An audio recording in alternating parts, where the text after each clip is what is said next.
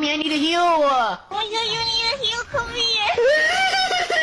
I'm coming. Do you like Latina women? No! I like 3 winning lanes! Like, do you not listen to anything? The first Super Week is over and we find ourselves in a shaken-up league.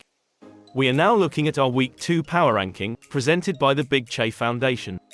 Number 24, Black Lotus Esports SNC, last time's ranking, 22. Black Lotus is struggling. While the team has hoped for a turnaround after their bad form before the splitter split started disappointing. Losses to Solaris Eris and Slim Odds result in a 0-4 start. This week they are challenged by the Grubbers, who are on 0-4 as well. Number 23, Grubbers, last time's ranking, 20. The Grubbers were a team that some thought would be a dark horse in the SLE. Losses to Snack Pack and Silver Phoenix resulted in many losing their faith in the purple team. Against the struggling Lati, they have a chance to stop what could become a disappointing split. Number 22, Primordials, last time's ranking, 23. Primordials is starting the way they ended Split 5. Losses to Black Flag Sailors and the Dogs has put them on a winless position again. The team that is the one with one of the deepest SLE storylines now has to turn it around against Ragnarok. Number 21, Peach Fish Wolf, last time's ranking, 19. The Swedish Academy team had 2 tough days. Facing both Vatagan sites is definitely not an easy task, but it's also not an excuse for going 0-4. They are facing Link's Dream next, who will be hard fighting for the first Estonian victory. Number 20, Dog Crimson Flame, last time's ranking, 24. The Dogs, who were deemed the weakest team, have defeated Primordials on Sunday. They are now at a 2-2 record and are looking to go above .500 against Silver Phoenix. The flaming duel will be one to determine whether this team will struggle for playoffs or if they get a comfortable footing. Number 19, Link's Dream, last time's ranking, 15. Disappointment is high in the Estonian community. 2 losses on the weekend has put them on a winless scoreline. At least multi-millionaire and team owner Che is back in Estonia after securing a tech deal with the CCP from China. If this massive $14.5 million deal can turn the dream around is to be seen. Number 18, Sorby Glacial, last time's ranking, 18. The Bull has started with a win over the underdogs and a loss to the undefeated Assassins. While being at a comfortable 2-2, they still have to prove that they can compete with the big guys of the league. Luckily for them, they can just do that against Eternal Blizzard in Week 2. Number 17, Silver Phoenix, last time's ranking, 16. Silver Phoenix is also a team that lost to a good opponent and won against a weak opponent. While their mid laner Flo had an exceptional performance, it is still to be seen whether or not this team can actually contend this split. Fly, Phoenix, Fly. Number 16, Ragnarok, last time's ranking, 12. While it's too early in the split to answer the question whether or not Ragnarok was just lucky in Split 5, so far it doesn't look good. They are now paired with Primordials, a team they have to beat if they want to keep the contender status. Number 15, Infernal Wolves B, last time's ranking, 21. The Infernal Wolves are slowly starting to look like a force to be reckoned with. After drawing Good Chi Yang, they defeated Ragnarok and are now on a 3-1 record. In the upcoming week they face off with Shaka Bantu in their first real test. Number 14, Slim Odds, last time's ranking, 13. After a setback on Saturday, the Slimes could come back against Black Lotus. It has to be added that their star top laner Banarex was absent on Saturday. This week they have a match with Good Chi Yang, who is looking to turn their split around. Number 13, Snack Pack SNC, last time's ranking, 14. Snack Pack has looked strong on Saturday but got humbled by the Wacky Wraiths in the first Sanctuary derby of this split.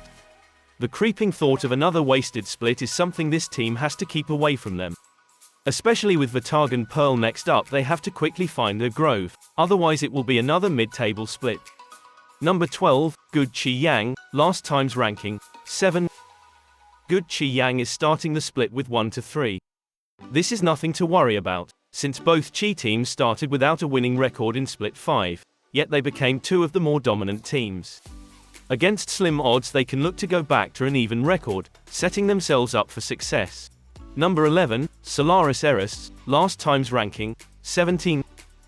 Solaris Eris started with a strong dominating win against Black Lotus and a draw against Vatagan Diamond. They look strong and are now matched with Divilian. Solaris Eris already has more wins after one weekend than in 5 weeks of Split 5.